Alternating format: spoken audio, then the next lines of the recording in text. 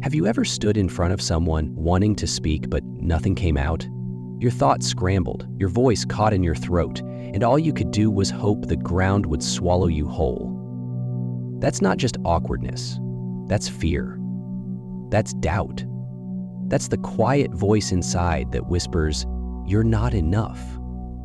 But what if I told you that you have everything you need right now to speak to anyone with calm, power, and quiet authority? What if I told you that the ancient Stoics left behind wisdom so powerful, so practical, that it can turn even the shyest person into a master of meaningful conversation?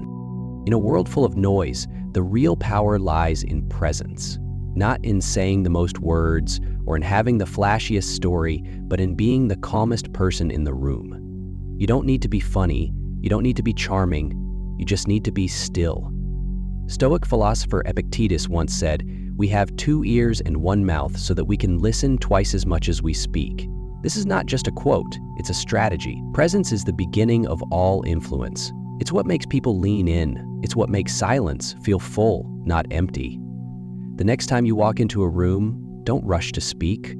Don't force a smile. Just breathe. Let your presence arrive before your words. Feel your feet on the ground. Notice your breath. Make eye contact, not to intimidate, but to connect. That stillness is not weakness. That silence is not shyness. It's strength. It's focus. And it's the first step to becoming unforgettable. Most people try to be interesting when they speak, but the truth? People don't remember you because you're interesting. They remember you because you made them feel interesting. That's the secret. That's the art. True connection begins when you stop trying to perform and start becoming curious. Ask yourself, what can I learn from this person? What story do they carry that I haven't heard before? Because every person is a walking novel, and most of us never bother to read past the first page. But you can be different. You can ask better questions. Instead of saying, "What do you do?" ask, "What's something you've worked hard for that made you proud?" Watch how their eyes light up.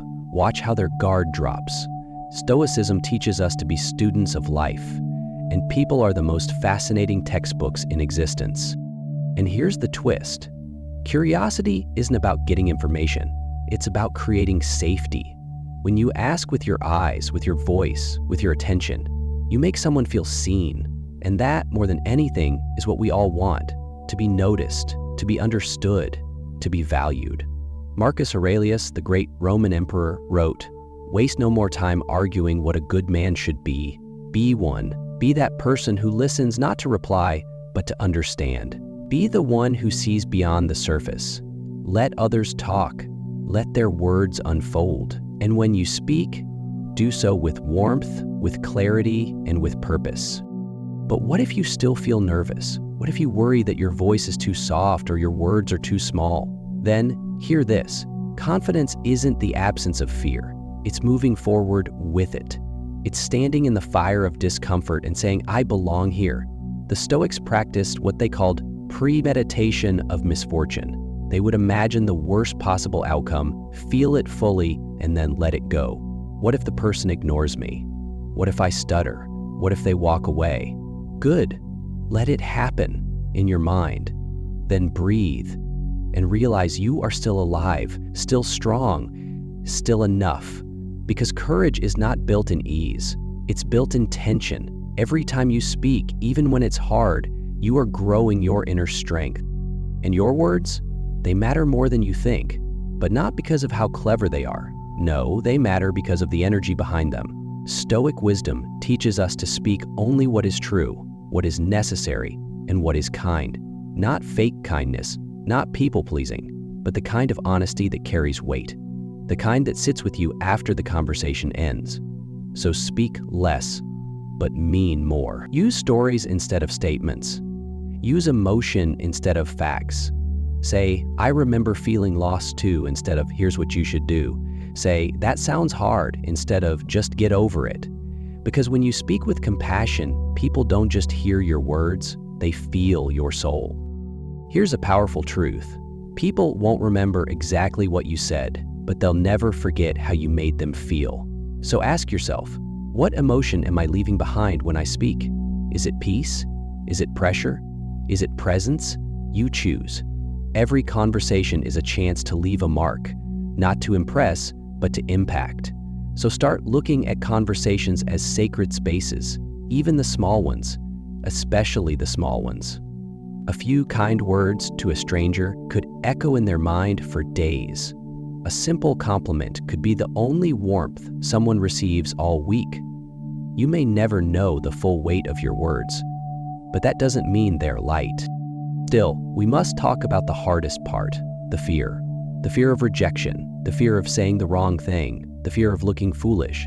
And yet, the Stoics remind us we suffer more in imagination than in reality. That fear is a shadow, and shadows grow when we turn away. But you are not made to shrink. You are not made to hide. You are made to express, to share, to shine. Start small. Say hello to the barista. Ask a coworker how their weekend was and mean it. Compliment a stranger's outfit. Each of these moments is a brick in the foundation of your social strength, and over time, that foundation becomes unshakable. Understand this: talking to anyone is not about being perfect. It's about being real. People connect through flaws, not filters. They trust those who admit, "I don't know," more than those who pretend, "I have all the answers." So drop the act, drop the script, be present, be curious, be open. The right people will feel it, and the wrong ones, let them walk away.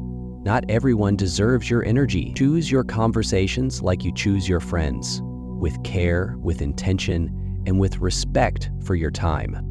There's one last piece, an idea that could change the way you see every conversation forever.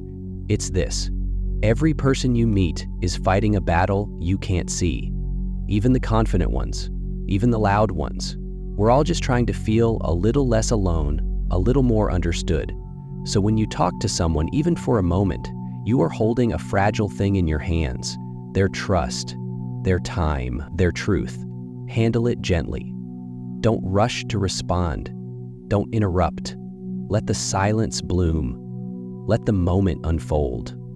Because when you do, something beautiful happens. You stop trying to talk to everyone, and you start connecting with anyone.